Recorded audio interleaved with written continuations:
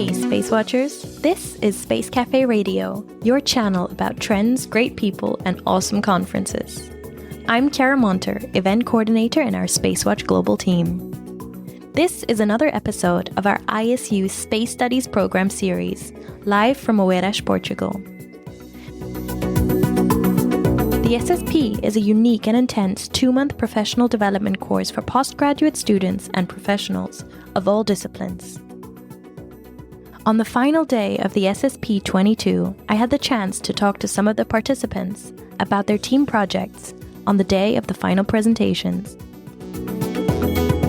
In this episode, I talked to Dídac Cabús Seguí from the team project Microgravity Business, Space R&D for the Benefit of People. Enjoy our conversation. Perfect. Thank you for joining me. We're now halfway through the group presentations. We're sitting here in this nice lounge area. Could you briefly introduce yourself and your background, please? Indeed. Thanks, Chiara. I am Dídac Cabús. I am from Barcelona, Spain. I'm a manager in IT consultancy, and my background is in telecommunications engineering. Okay, thank you very much. Now, we've been hearing a lot about the different team projects. Could you tell me what team project you're in and a little bit about what is it even about? Okay, so our project, our TP is Microgravity Business, R&D for the benefit of people. And have anybody told you already that Microgravity TP is the best TP of this program?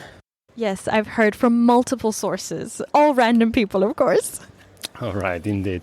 Yeah, Microgravity Business basically has set the scene into understand which is the current research made in microgravity environments, which are the microgravity platforms available to do so, because we tend to think that they are only in space, but we can find them on Earth as well with different durations. So we've been researching about the different providers and environments where you can do such experiments. And the point of the TP is how you combine science with an actual business case, an actual potential business extracted out of such a different environment.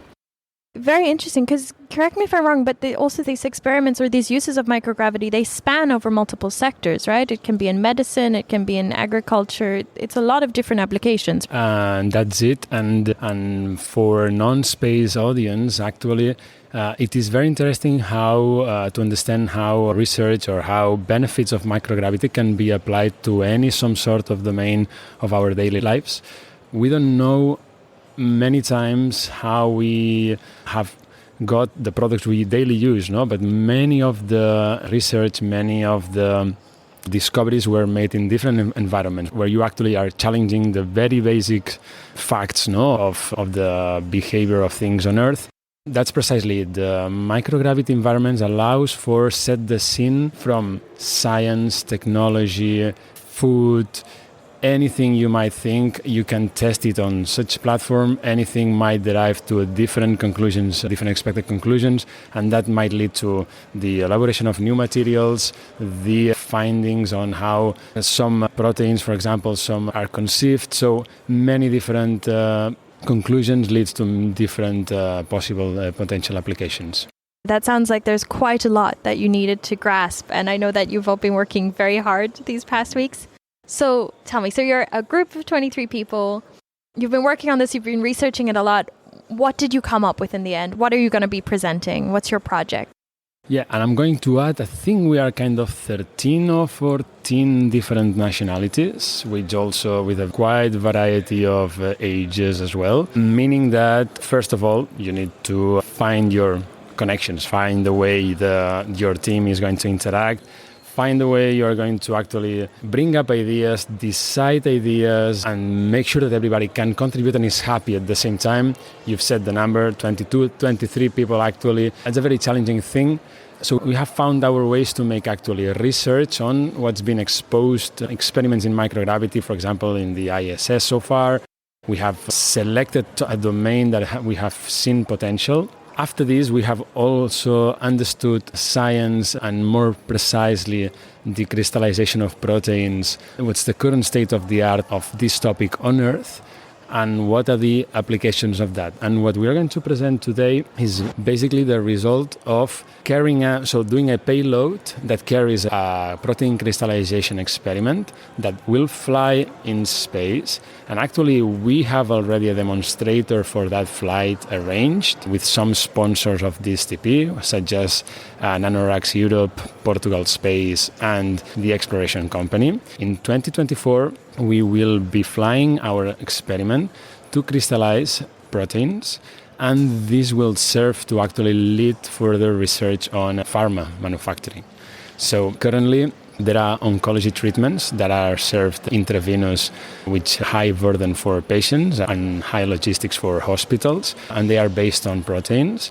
And we have found out that crystals can be very beneficial for this project, and the size of those crystals and their composition is much better with absence of gravity. This is what we want to test, and this is actually how the business will be conceived in the future. That sounds really interesting, and also amazing to hear that there's going to be a launch, so that your team project has a future, has the next steps that it will be taking. That's really cool. Now, you've talked about that microgravity has a lot of different implications and holds a great importance. And then you've also talked about working in this team, different nationalities, working on team dynamics. I'd love to hear more about what was your motivation to do this and what has been your experience so far. So clearly, the ISU and the SSP is the perfect setup to expose yourself to a new knowledge. And the way that the teams are conceived, all different backgrounds you can find, leads you to actually generate ideas that you could not conceive at your office, whatever you do, or with your current, let's say, friends or relatives. My experience, I wanted to be exposed to very innovative ideas. I wanted these ideas to be related to the space domain. Also wanted to understand how can I bridge my current, let's say, work, my current job into that domain. And the experience has proven to be really amazing. I think I've been challenged in any single possibility. And coming from, of course, the knowledge itself, but let's say the requirements of performance, daily performance to this program, requirements to make things happen very quickly, very efficiently, with very small time to actually plan things. Definitely this program is amazing in the sense of bringing you to find your limits very quickly and to learn about yourself and actually to see what can you extract for your real life. I really valued the experience and the TP as well, of course. Fantastic. Thank you so much for sharing. Now, speaking of limits and time constraints, what have been, especially in the team project, what have been certain setbacks or challenges that you've had to overcome in your team? First of all, there's been a will of having a very good communication in the whole team. We have achieved that, I think, very quickly. But again, the challenge of everybody doing their own research and having to choose a single project in which one you would like to focus. Of course, there are domains. This is, for example, biotechnology. Very little of us know about it, meaning that you have to challenge yourself on accepting others' ideas. You have to then bring the value you can bring, and that has meant that, of course, several people has required to adapt. As a team, we have had to find our methodologies into how we are going to select that topic, how we are going to make sure that everybody is happy. That was a challenge, and we had late night meetings to achieve so in the dormitory on a Sunday, on a Monday. But it's impressive how very quickly, and I'm surprised of this team in particular, how quickly we have moved from such amount of uncertainty to a very professional and executive way of making things. We could see that when we were making those decisions, for example. We could see that when we had, for example, back last weekend, we did deliver our first board. There was a lot of feedback from the chairs, from stakeholders, in the way that we were actually having to change some parts, like a redo, and we had only a Sunday afternoon and a Monday to deliver that, and after a Tuesday to edit. It was impressive the challenge on a Sunday midday you could see faces of people. That was really a shock for everybody after having a complete week of full work. I don't know if the word is disappointment, is frustration, and it was basically to be really exhausted. But at that moment, everybody had to realize that it was not over. And it was impressive how in one day, the report has a total different shape. Everybody was organized. Everybody was pushing again. So really amazing, that team. We had the same thing yesterday with the first. We had 2 rehearsals for this presentation. And the first one, of course, we have not made an act before. And we needed only 2 hours just to understand what we were supposed to do on stage.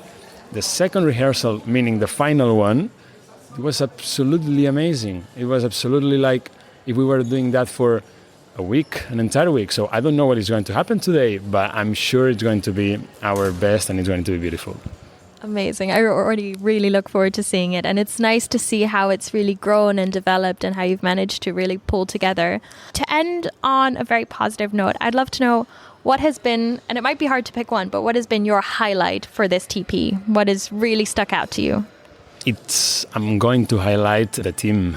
I'm going to really highlight the team. And there is an amazing video, an amazing moment that when we are submitting the final report the second time after the review having been done, and you can see the connection in between the people. You can observe there that being a group of 23 individuals without any sort of connection at the beginning, how connected we were at that moment. I'm really impressed. The topic really forced us to really do it. I want to as well say that it was a good topic in the sense that it challenged any specific. You can be challenged any specific part, like science. Absolutely, you can challenge it. The engineering required to allocate an experiment, completely challenging part.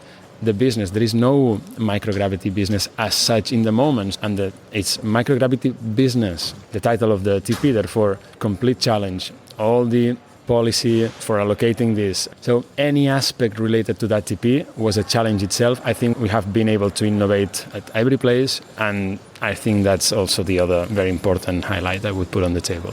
Amazing. Thank you so much for your insights. It sounds like it's been a wonderful time, and thank you. I look forward to seeing your presentation. Thank you very much.